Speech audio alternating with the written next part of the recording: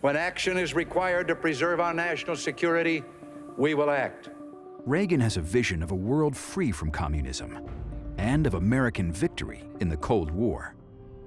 Reagan's suspicions of the Soviet Union and of détente are dramatically confirmed in July 1981 at an international economic summit in Canada.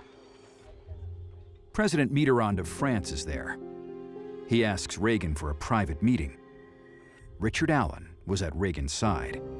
Mitterrand made the most extraordinary gesture and offer to Reagan, describing a very successful operation that French intelligence had underway. The details of the intelligence operation are stunning. The French have made secret contact with a KGB colonel in Moscow. His name is Vladimir Vetrov.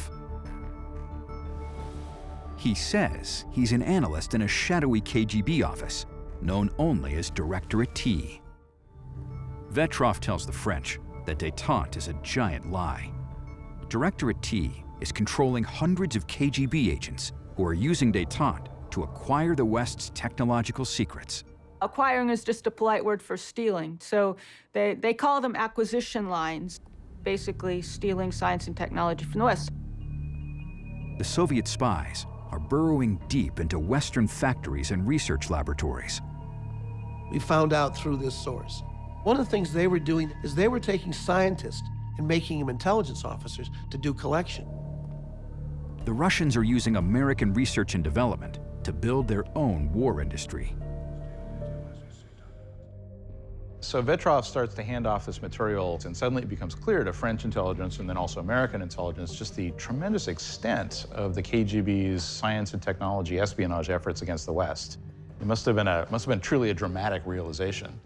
During the 1970s, détente allowed Soviet scientists to visit Western factories to encourage economic cooperation and reduce Cold War tensions.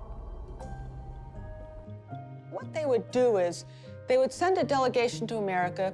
They would get visa approval to go to one company. At the last minute, they would switch and go to a more sensitive company like Boeing.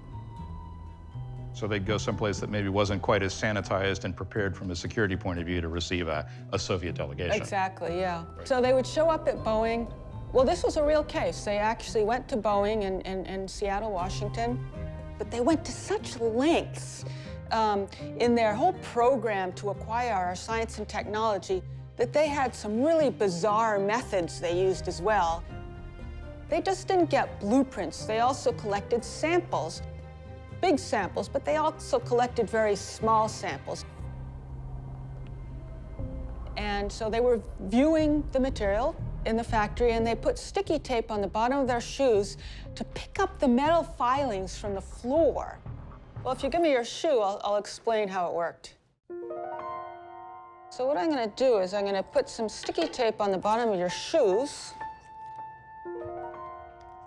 And we want some, samples of metal filings.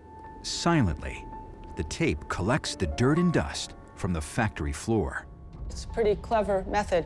So let's see your shoe and the metal filings. Ooh, it's black now. Nice and black from Beautiful. the filings. It's kind of remarkable the Soviets only need a tiny sample like this, but I guess that's all that a chemist really needs to figure out precisely what metals went into this alloy that's perfect for building the body of an airplane.